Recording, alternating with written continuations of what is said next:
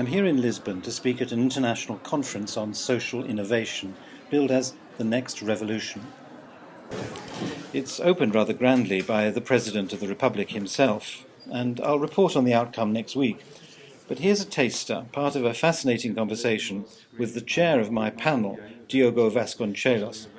He's a former MP and social entrepreneur himself, and now a Cisco director. I wanted to know more about his ideas on how we can all help tackle climate change by becoming empowered rather than passive in our use of energy, starting in our own homes. I think it's a house with everything connected, all the appliances, everything connected, and a house in which you will be able to manage your energy consumption. That means you will be able to store the energy you will produce while you are using your hybrid or electric car or your photovoltaic in your home.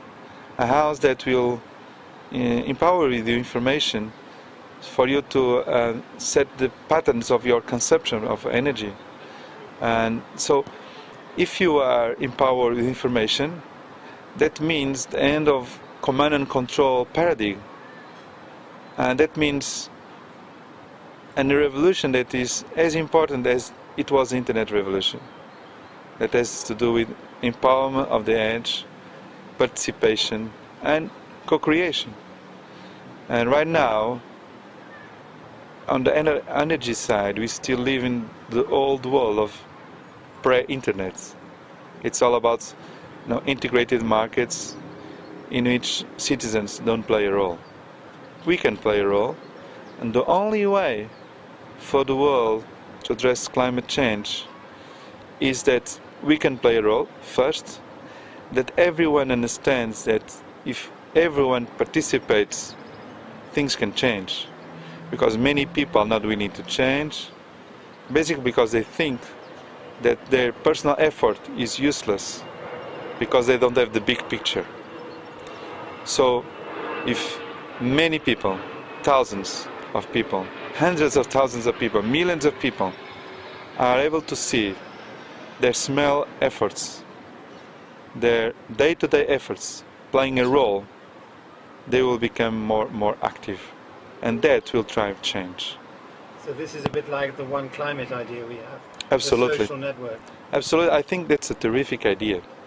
It's this idea of having a sort of screen in which you see you are the small pixel, but the other pixels will play their role, and all of a sudden you will have a new screen, a new picture, and that's a fantastic metaphor of how small actions, if connected, can play a big role. Climate change is a big problem of asymmetry of information. And the only way to change this is through hyperconnectivity and collaboration. So if we see climate change as a market failure, as an information failure, an information gap, the only thing we must make sure that people are connected, informed, and they collaborate together to tackle this major problem, this major challenge. What can Cisco do in particular? We are already doing many things. For instance, we are working with cities across the globe on the context of the Clinton Global Initiative to make sure that our vision is that cities should be run as effectively in terms of flows of information, people, and goods, as the flows of data over the internet. So we are partnering, we started in Amsterdam, Seoul, San Francisco, and working on transportation, on energy, on other issues to simplify these flows and to make people understand they can play a role. And we are now enlarging this program in Lisbon, Madrid, Birmingham, Hamburg, and we want to have blueprints to make this replicable, that other cities can follow the example. We are also working to see, and we are researching to see how can collaboration paradigm play a role in terms of the overall movement towards a low carbon economy. and this is to do with a more sustainable future in which the command and control world will be over and we will be working in a more collaborative and co-creation paradigm. We believe that is possible and that the network will be the platform to enable this social innovation to happen. And this conference here is called a revolution, and your ideas are quite revolutionary, aren't they? Because there is a Yes. change of power there, from the power of the energy companies to the power of the consumer. It also happened in the internet, you know. Internet is about ability to everyone to be innovative, not only in the center but also and mostly on the edge. Why is internet so successful? Because it's open, because everyone is able to participate, everyone is able to, without asking permission, to not only build websites but also to create content, to share it, etc.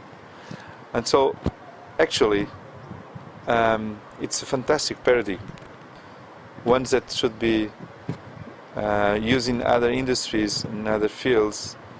And if that happens, I think we can address the issue of climate change.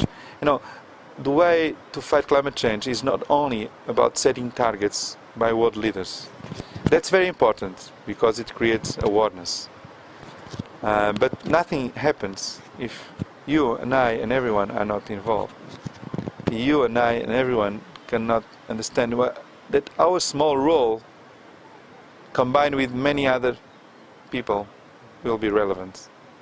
And what Internet and Web 2.0 tools prove is that one person can play a role, and specifically if that person is combined with thousands of other persons, this role can be major. You can see, for instance, what happened in South Korea with Omni News. Omni News changed politics in one country. Or you can see with Kiva on microcredit. Or you can see in other very useful websites or projects like projects that One Wall is running. This is about projects that empower people. Not only access to information, but co-creation, sharing.